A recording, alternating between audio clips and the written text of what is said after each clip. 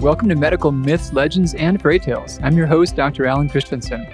Look, you know that between the latest online fads and the crazy media headlines, it's easier than ever to get confused about your health. And you and I just want to feel better and live longer. We want to know what works. And we can't wait for further studies. We need to make decisions today based on the best evidence we've got. Well, that's exactly what this show is here for. So let's get to it.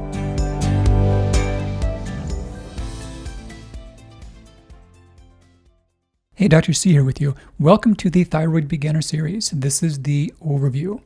So what's the situation? Well, thyroid disease is common, it's prevalent, it's underdiagnosed, and it is increasing. How common? Well, types of thyroid disease like Hashimoto's, the autoimmune side, may affect up to a quarter of women if we go to enough of an age. Overt hypothyroidism can affect about 1% of people. Hyperthyroidism is a little less than that, about 0.1%. And thyroid cancer is the fastest increasing type of cancer today among women. So these are all very prevalent. And most estimates suggest that half of people or more who have thyroid disease have not been diagnosed. They don't actually know that they have it. And we also know that thyroid medications are among the most widely prescribed medications globally. You know, they do like a top 40 list of medications, and thyroid meds pretty much always have one of the top 3 spots. So yeah, most of the time when someone's going to a pharmacy, they're going to refill their thyroid medication. And here's the real dilemma. Most people who are diagnosed with thyroid disease are put on medication, and yet the data is completely clear in conventional literature that most people are never going to benefit from it. And not only are they not going to benefit, but they're actually going to have substantial health risks. There's clear evidence now that thyroid medications raise the risk of most cancer types. So yeah, breast, lung, ovarian, brain cancer, these are all ones that have about a 50% increase, 50, for those on thyroid medication. We also know that thyroid medications raise the risk of total mortality. And the big thing, if that's not enough, is that people put on thyroid medication due to their symptoms, most don't see improvement. And here's the thing, we'll talk through the fundamental situation, but most thyroid disease is not a lack of thyroid hormone. And yet it's often treated simply as it is. There's this empty cans, we put more stuff in and call it good. So yeah, based upon high quality conventional data, things are being done very badly. You know, most are treated in ways that we know are not effective and cause some harm and cause some side effects. And it's important because there's so many people struggling with these symptoms. You know, these are the biggest symptoms that people complain of.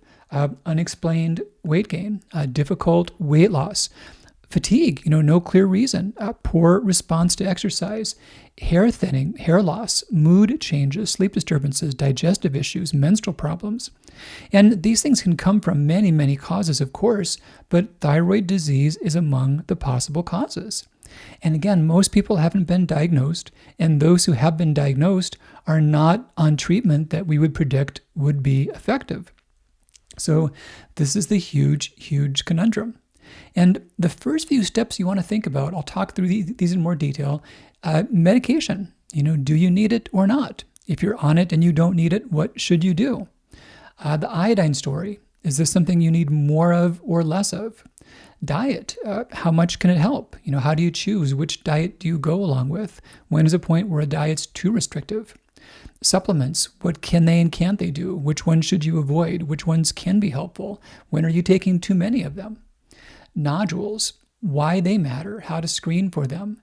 Comorbidity, the other diseases that go along with thyroid disease. When should they be suspected? What do you do about them? So after these big topics, I'm going to then go through an action plan. So the next few episodes, each one will be about one of those topics. Then at the end of those, I'm going to go through a real detailed action plan. So your first 6 months.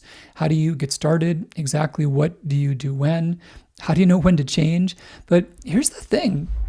This is so common. So many are struggling with it. And sadly, they're often misdirected. And I see this in the conventional care, but also too often in natural medicine care. People are given things that seem to make sense, but may not work and might end up causing problems on their own. And the real heartbreaking part about that is there are effective options. We've got really good data that simple things like diet change and appropriate use of nutraceuticals can make a huge difference. I mean, like 60 to 80% reversal. There's studies saying this, that the majority of people can fully reverse the disease with basic steps. And that's fully reversing disease. If we were to broaden that and just say, well, who can feel better? That's, of course, an even higher number. Yeah, most people with thyroid disease, if they understand the things that will work and they follow them, not only can they feel better, but I would argue that they can feel better than they did before the diagnosis. And that's not unrealistic. There's so many people that take their health for granted and don't really feel a need to put much thought into it. And they kind of go along through life until something really bad happens. But those who are forced to acknowledge their health, those that have symptoms they struggle with, it's never welcome. It's always something that's unfortunate and frustrating. But the paradox is that they often end up at a better place. When they don't take their health for granted, when they really focus on one thing even and work to help that one thing, the cool part is that your body is so connected that when you really manage one thing well, you manage most things well, and you reduce your risks in many ways. So those who are brought into the whole medical health world due to thyroid disease, I would argue that they can do better than those who never had to really engage. So yeah, that's it. In this series, I'm going to walk you through the key steps with good detail and really walk you through how you can get better. And you can. It's totally possible. All right. In this next episode, we'll talk about your diagnosis. Is it hypo, Hashi, or both? What does it all mean? Let's make sense of that. Hey, Dr. Christianson here. Thanks so much for joining me for another episode. Is there a topic you'd like me to cover? I'd love to hear from you.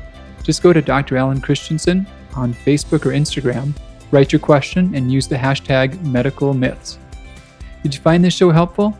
If so, please take a minute and leave us a rating on iTunes so that others can know.